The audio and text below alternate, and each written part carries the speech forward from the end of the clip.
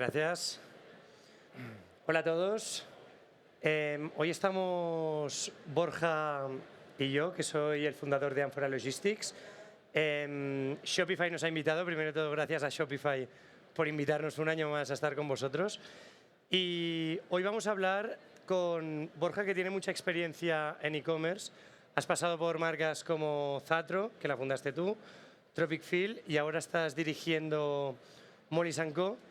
Y vamos a hacer algunas preguntas, vamos a tratar algunos temas, algunos relacionados en cómo la logística puede suponer una ventaja competitiva, y después también vamos a ver qué palancas de crecimiento, cómo Mollis ha llegado hasta donde estáis a día de hoy, que sois un e-commerce referente, ya no solo en España, sino en Europa, ¿vale?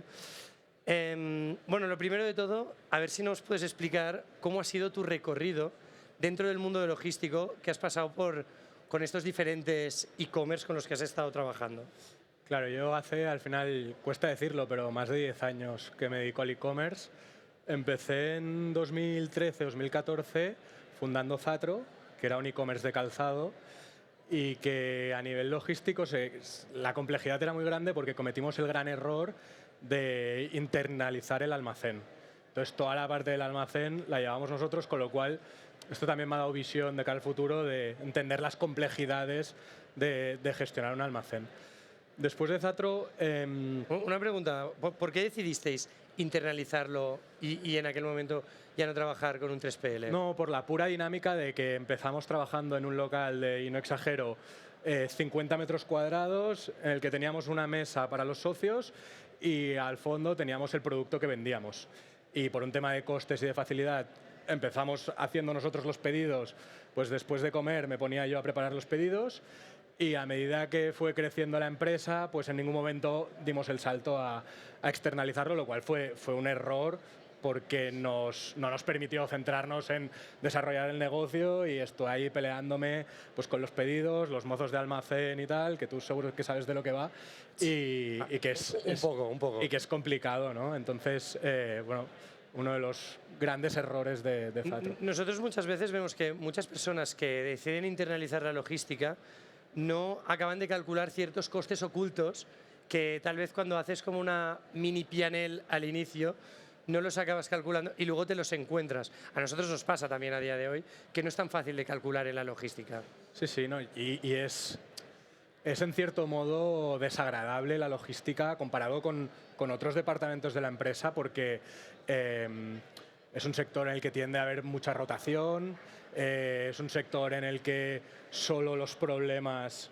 se visibilizan. Si todo va bien, nadie aplaude al 3PL o al departamento logístico de la empresa, sino que solo se habla de la logística o de las operaciones cuando va mal, ¿no? Entonces yo siempre digo que no es un departamento muy sexy o un sector muy sexy en este sentido, pero es verdad que el día a día es muy complicado y muy costoso para según qué volúmenes de compañías, sin duda.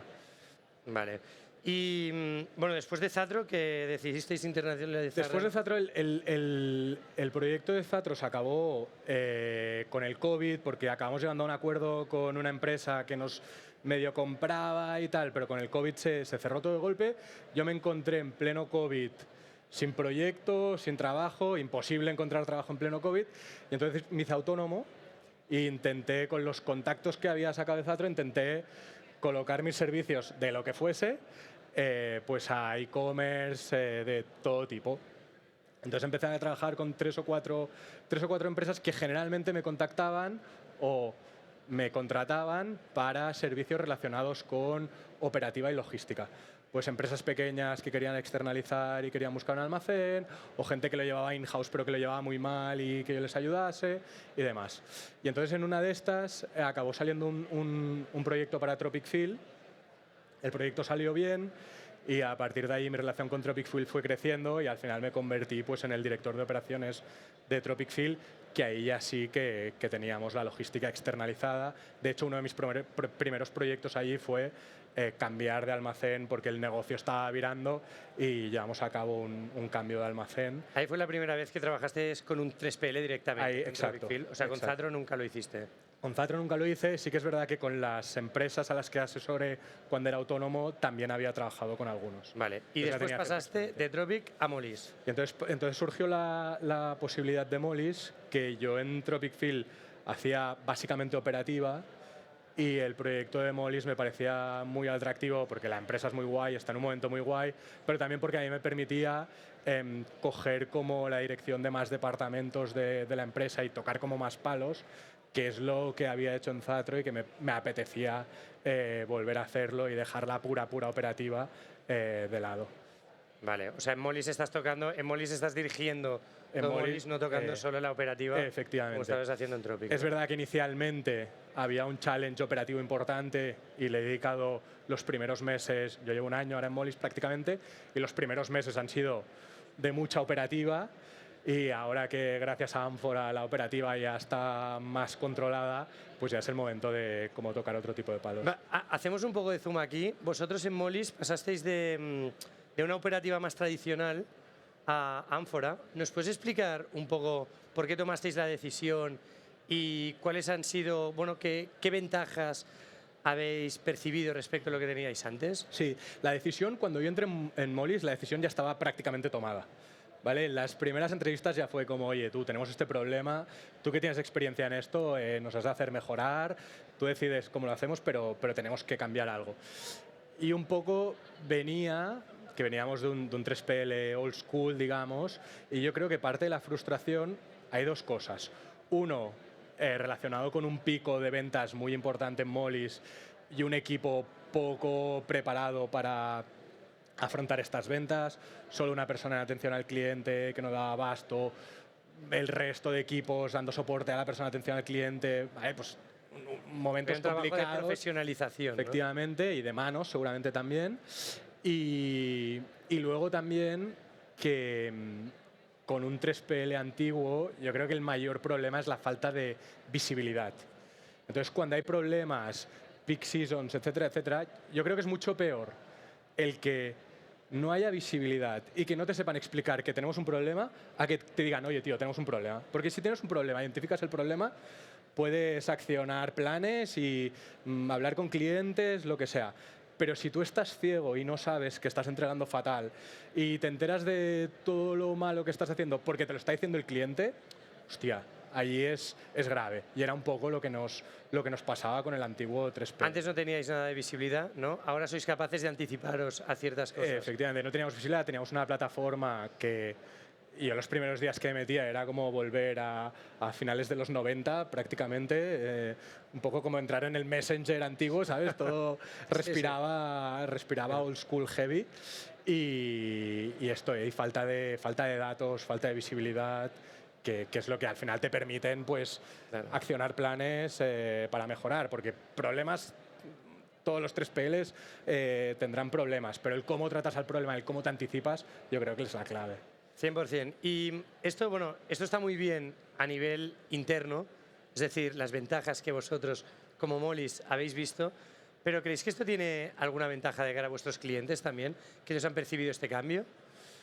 O sea, yo espero que lo hayan percibido en el sentido de, obviamente, un servicio mejor, pero también lo que decía antes, ¿no? La proactividad de que, oye, vale, nosotros sabemos que tenemos un problema, lo primero que hacemos es explicárselo al cliente y decirle al cliente, oye, señor cliente, va a pasar esto, te lo vamos a arreglar y no te preocupes, pero va a pasar esto, que es mucho mejor que si el cliente te escribe cuando ya hace 15 días que le tendrías que haber entregado el pedido o cuando te has quedado sin stock o lo que sea. Entonces yo creo que este cambio de chip que hemos hecho de pasar a ser proactivos en vez de reactivos, yo creo que el cliente lo acaba notando sin duda. Cuando hay problemas, obviamente, cuando no, el cliente recibe su pedido y se olvida.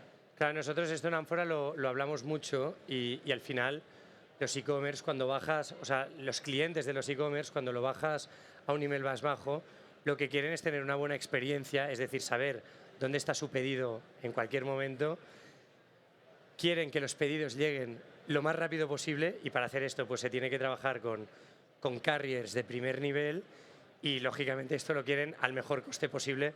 No vale pagar para algo que es algo necesario pero no obligatorio. Sí, sí. El problema aquí también es que Amazon nos ha mal acostumbrado un poco como clientes, que ha puesto el listón o pone el listón súper alto y todo el resto, vosotros, nosotros y tal, pues tenemos que estar ahí con el listón de Amazon y no es fácil, y al final el cliente también va a entender que las estructuras son diferentes, ¿no? Sí, sí, el Prime de Amazon ha marcado una tendencia que claro. ¿Crees que la logística puede tratarse como una ventaja competitiva dentro de un e-commerce? Sí, en el sentido, yo creo, o sea, yo no creo que muchos clientes de Mollis compren porque la logística es la hostia, ¿vale? Pero sí que estoy convencido de que una mala logística hace que la recurrencia se te vaya para abajo, ¿vale? Entonces, en cierto modo sí, pero dándole un poco la vuelta, ¿no? Porque el cliente lo que espera es que la logística funcione. Es un poco lo que hablábamos antes de un departamento de operaciones. Si tú le dices a un cliente que le vas a entregar en 3 días, si lo entregas en 3 días, el cliente no dice, ¡guau!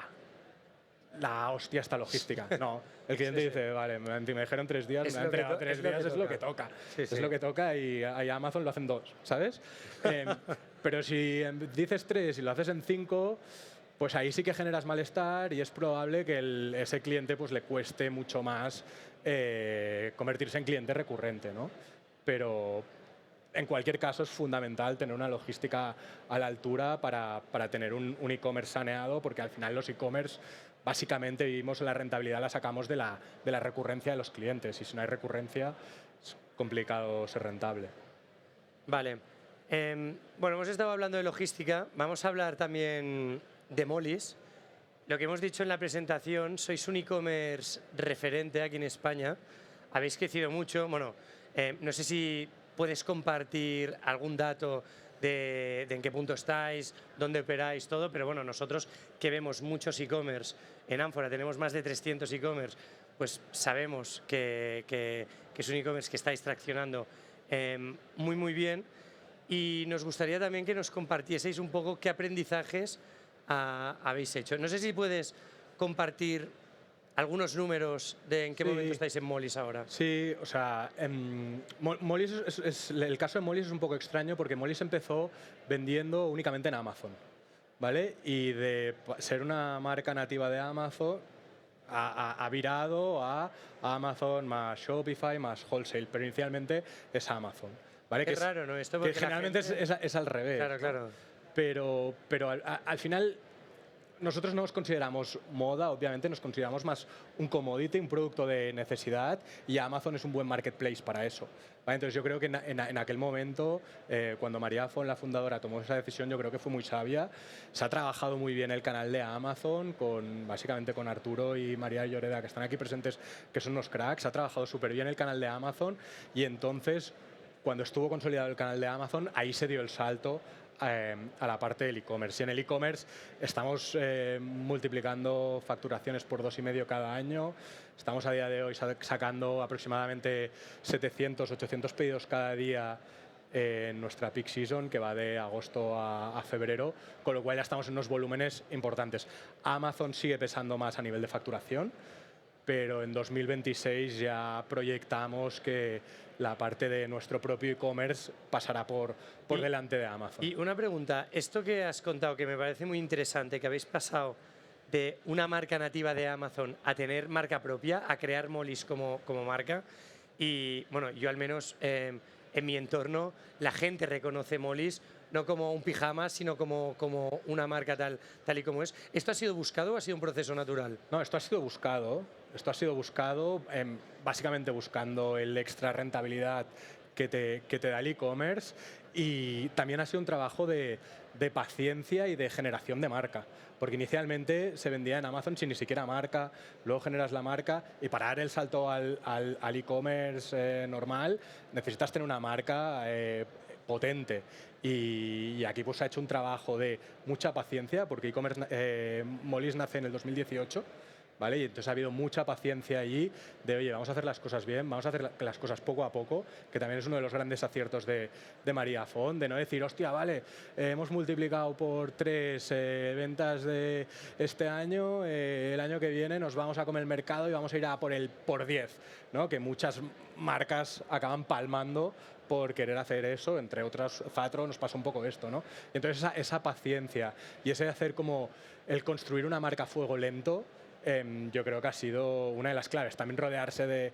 de gente buena. Aquí tenemos a Lizzie Sabin, por ejemplo, que es una de las que ha hecho que la generación de la marca sea posible, ¿no? Y de que ahora mismo, lo que tú decías, Molly, se reconozca como marca y no como commodity solo. Esto es interesante lo que dices, porque es verdad que muchos e-commerce intentan acelerar por encima de lo natural, inyectando dinero, el crecimiento de una marca, y a algunas les funciona, porque hay algunas que inyectando dinero les funciona, pero a otras no, otras quiebran por eso. Entonces, ¿tú cómo ves la parte de cómo ha evolucionado la parte del paid ahí dentro?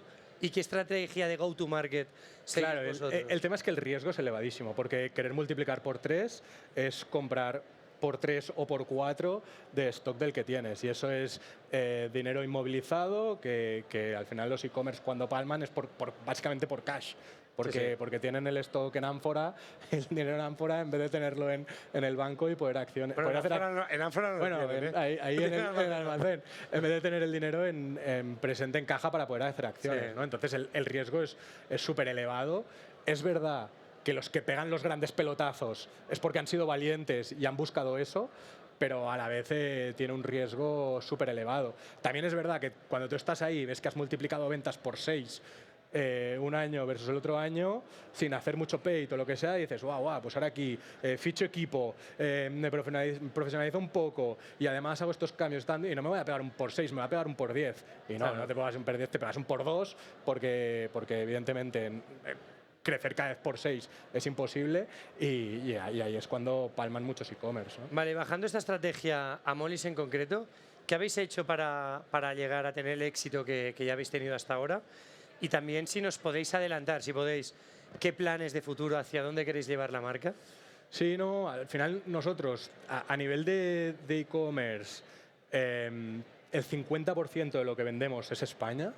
Entonces, estamos presentes en todo el resto de países de Europa, pero con cuotas de mercado aún muy pequeñas, con unos crecimientos muy altos, y creemos que podemos llegar a cuotas de mercado mucho más altas en países como Italia, Francia, Alemania, Bélgica, Dinamarca. Todos estos países nos queda todavía mucho por exprimir. Una pregunta, ¿todos estos países que estáis es de forma circunstancial o realmente porque habéis querido penetrar en cada uno de estos países? Es porque hemos querido penetrar, le estamos metiendo al paid, pero también es verdad que toda nuestra estrategia hasta hace poco ha estado full enfocada en España, a nivel de PR, a nivel de influencers, redes, etcétera, etcétera. Y ahora estamos intentando abrir un poco más el abanico y atacar estos países que nos dan también rentabilidades muy buenas. Y entonces, luego también tenemos un proyecto en el que le tenemos muchas ganas a atacar al mercado americano, estadounidense, que lo teníamos planteado de una manera, pero con los aranceles y Trump, pues lo vamos a plantear de otra manera, que es que finalmente vamos a enviar stock a Estados Unidos, a un almacén que vosotros tenéis ahí. Sí, bueno, en Ánfora sabéis que tenemos 4 almacenes en Estados Unidos. Efectivamente. Y estamos preparando toda esta parte para que a finales del año 2026 pueda ser un buen año ya en Estados Unidos. ¿Por qué estáis apostando por el mercado americano y no por el mercado europeo? O bueno, o tal vez lo estáis haciendo a la vez, pero ¿por qué el mercado americano, que está más lejos, que tiene...? Bueno, porque antes del tema de los aranceles vendíamos desde aquí a Estados Unidos y ya empezábamos a tener buenos datos, buenos KPIs, buenos ROAS, etcétera, y realmente tenemos la sensación por estos primeros datos que es un país que nos puede funcionar. Es un país en el que además hace frío, que a nosotros nos va muy bien, la campaña del frío es incluso más larga que aquí y eso nos beneficia. Nuestro negocio, una de las pegas que tiene es que es muy estacional, ¿vale? Nosotros hacemos el 65-70% de las ventas de septiembre a enero. Y entonces todo lo que sea pues intentar alargar esta temporalidad, estacionalidad, pues nos viene bien. Y luego pues si somos capaces de ir a vender a Sudamérica, en el que cuando aquí hace calor, ahí hace frío, joder, pues también está más lejos en el roadmap, pero también será un reto chulo. Claro, es que para los negocios que son estacionales hay dos opciones. Una es cambiar de hemisferio y la otra es crear productos que funcionen para la otra época del año. ¿Vosotros esto os estáis metiendo ahí o no? Los tenemos, ¿Sí? Y estamos trabajando con nuestro departamento de I+D en crear productos atemporales, que nosotros lo llamamos.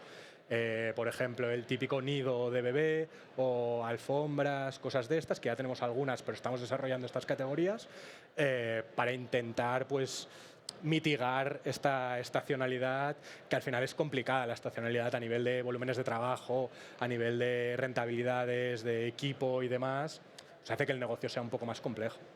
Vale. Oye, pues es muy interesante todo lo que hacéis, todo lo que habéis hecho.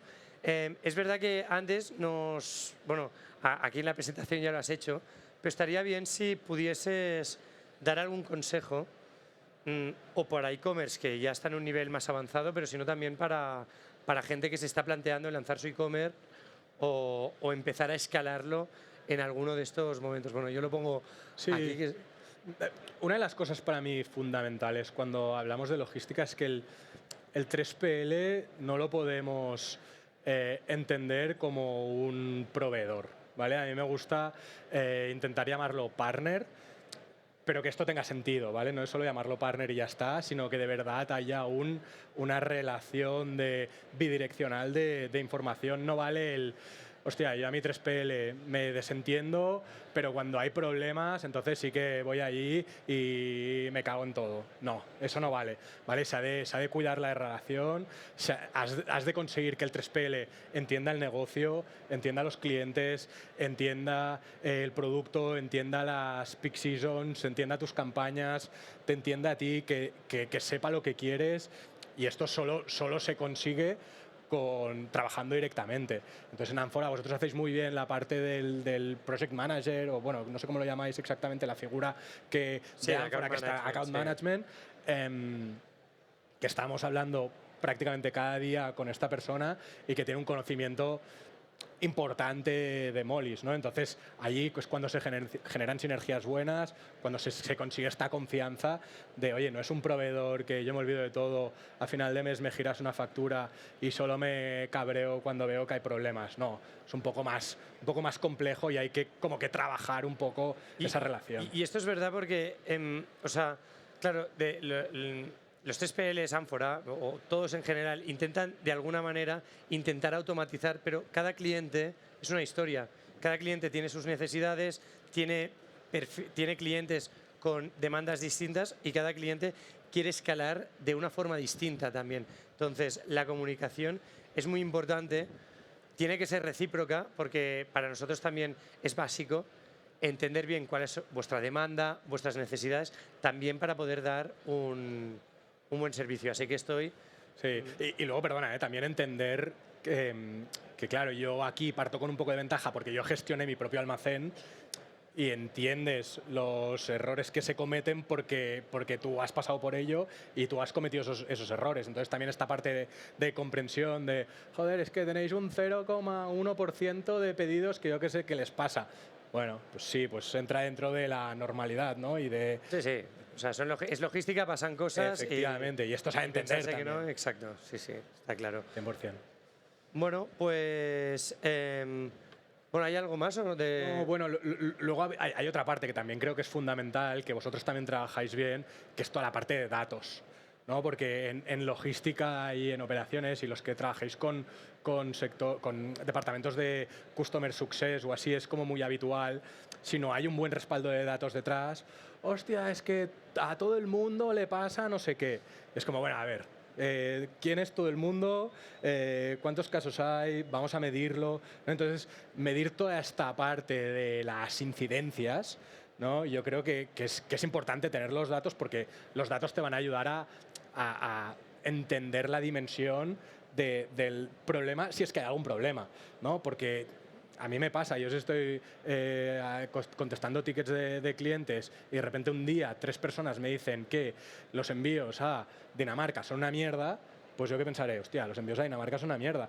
Pero si luego ves que hay 500 envíos a Dinamarca y que se han quejado 3 personas, igual Sí, no hay ningún problema. En logística hay que medir las cosas en porcentaje, esto está clarísimo. Efectivamente. Y no en número unitario porque muchas veces engañas. Sí. Y no en sensaciones, ¿no? Porque las sensaciones muchas veces te llevan a pensar unas cosas que luego cuando tienes un papel delante dices, es que parece que sea esto, pero es que es otra historia, para bien o para mal, ¿eh? Porque a veces tienes problemas que te lo están diciendo los datos, pero la sensación no. Y dices, coño, es que el problema está aquí y no está donde parece que esté, ¿sabes?